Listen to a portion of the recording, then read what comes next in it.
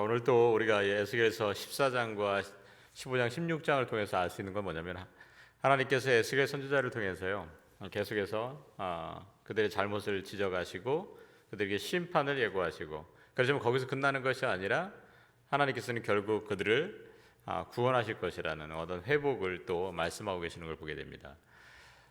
근데 여기서 우리가 살펴볼 수 있는 게 뭐냐면 하나님께서는 결국은 구원을 예비하고 계시고 약속해 주고 계십니다. 그렇지만 모든 사람들에게 구원을 베풀어 주시는 것이 아니라 구원에 대한 확실한 기준이 있음을 우리는 알 수가 있습니다.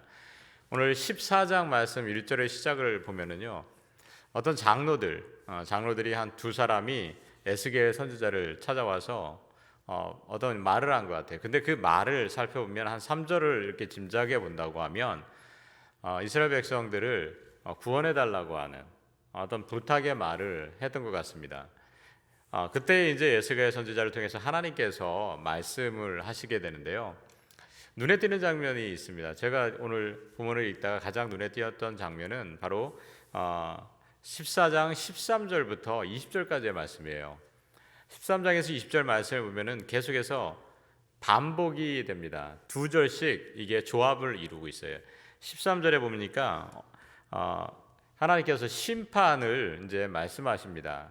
이제 어떤 가정적인 심판을 얘기해요. 어떤 상황이냐면 13절에 보니까 양식을 끊어버린다라는 거예요. 양식을 끊어버리는 그런 때가 온다. 그런 때가 올 때에 보니까 14절하고 말씀 뭐라고 하느냐, 14절 말씀 우리 한번 다 같이 읽어볼까요? 네, 14장 14절의 말씀입니다. 시작. 비록 노아, 다니엘, 욥 이 세 사람이 거기에 있을지라도 그들은 자기의 공로로 자기의 생명만 건지리라. 나 주 여호와의 말이니라. 자, 이렇게 얘기하고 있죠. 자, 그 다음에 15절에 가서 또 어떤 사나운 짐승이 그 땅을 헤아려 할 때 뭐 그렇게 한다 할지라도 어떻게 합니까? 이제 16절에 보면 뭐라고 합니까? 그 세 사람, 누구예요? 노아, 다니엘, 욥이 있다 할지라도요 어떻게 됩니까? 그들만 구원을 받게 될 것이다. 이 말씀을 또 반복을 하고 있습니다.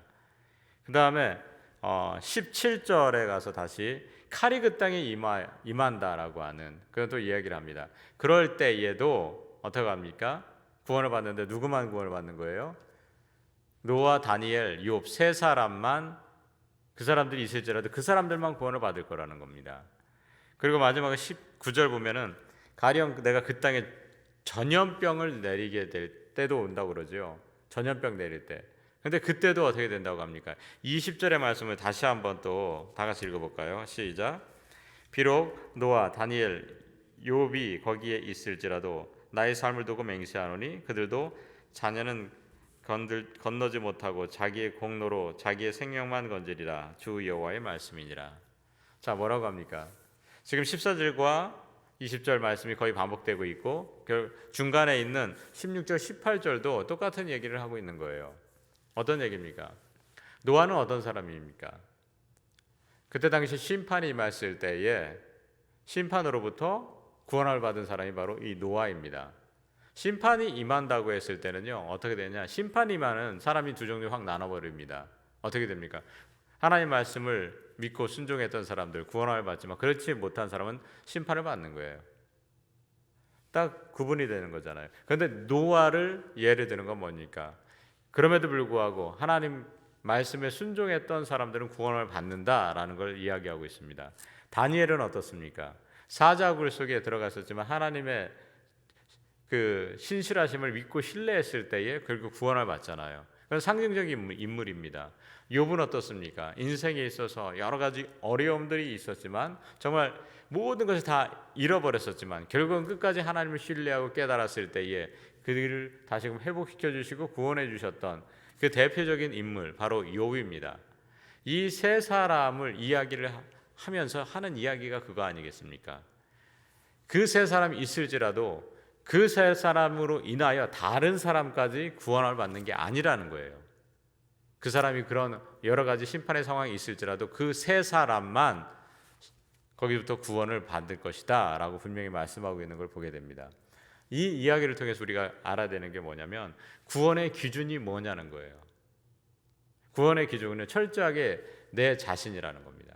내 자신이 하나님과 1대1로 어떤 관계를 유지하고 있는지 이거에 따라서 구원이 나에게 이루어지는 것인지 안 이루어지는 것인지 거기서 결정나는 겁니다. 내가 아무리 목회자의 자녀로서 태어나고요, 내가 아무리 크리스찬 집안에서 몇 대째 내가 신앙생활을 하는 집안에서 태어난다 할지라도 내 부모님이 열심히 믿고 내 자녀가 열심히 믿는다고 할지라도요, 내 배우자가 나를 위해서 끊임없이 기도한다 할지라도 어떻게 되는 겁니까? 결국은 내가 변하고 내가 주님을 영접해야 구원을 받는다라는 거예요. 이 말씀을 우리가 해주시는 걸 보게 됩니다. 그런데 이스라엘 백성들은 지금 어떻게 하고 있느냐? 지금 3절, 14장 3절 말씀을 우리 다 같이 한번 좀 읽어봤으면 좋겠습니다. 다 같이 읽어볼까요? 시작. 인자야, 이 사람들이 자기 우상을 마음에 들이며 죄악의 걸림돌을 자기 앞에 두었으니 그들이 내게 묻기를 내가 조금인들 용납하랴. 뭐라고 합니까? 이 사람들 자기 우상을 계속해서 자기 앞에 두고 살아간다고 하지 않습니까?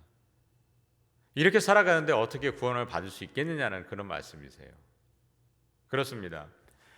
우리가 이 세상을 살아갈 때에 주변에서 아무리 자기를 위해서 기도해 준다고 할지라도요, 자기는 우상, 뭡니까? 하나님께서 원치 않으시는 것, 그것을 가장 최우선 놓고 살아가는 것, 그런 것들을 수도 없이 그냥 깔아놓고 살아가고, 이 세상을 살아갈 때 자기 마음대로 자기 하고 싶은 거 다 하면서 살아가면서 옆에서 아무리 그 사람을 기도해 준다고 해서 자기 변하지 않으면 아무런 의미가 없다라는 거예요. 중요한 게 이겁니다. 우리가 정말 하나님 앞에 오늘 또 살아갈 때에 나는 정말 하나님 앞에 얼마나 신실한 사람인가 다시 한번 돌아보면서요, 철저하게 구원받은 백성이 합당한 삶을 우리들이 살아가길 간절히 소망합니다. 아울러서 우리가 기도의 끈을 놓지 말아야 되는 이유가 그겁니다. 우리가 그들을 위해서 우리 가정 가운데에 우리 주변에 있는 사람 가운데 내가 정말 그 영혼의 구원을 위해서 기도하는 분들 계시지 않습니까? 정말 기도의 끈을 놓지 말고 그들이 정말 돌아오기 때까지 계속해서 여러분들 기도해 주시길 부탁을 드리겠습니다. 그렇지 않고 그들이 정말 내 기도와 내 삶을 통해서 그들이 변화되게 해서 주님 앞에 나와 자복하고 회개하고 정말 주님 자녀가 되겠습니다 고백하지 않으면 그들은 결국 어떻게 되는 겁니까? 구원받지 못하는 백성이 되는 겁니다. 오늘 또 우리 주변에 그런 사람이 있다면 여러분들이요, 담대하게 나가서 기도해 주시고요, 계속해서 여러분들 삶을 통해서 하나님의 살아계심과 정말 예수 그리스도의 사랑을 그들에게 전해서 그들이 돌아오게 되는 귀한 일들을, 정말 하나님 기뻐하시는 일들을 만들어갈 수 있는 그런 복되게 귀한 하루를 살아갈 수 있게 되기를 주님의 이름으로 간절히 소망합니다.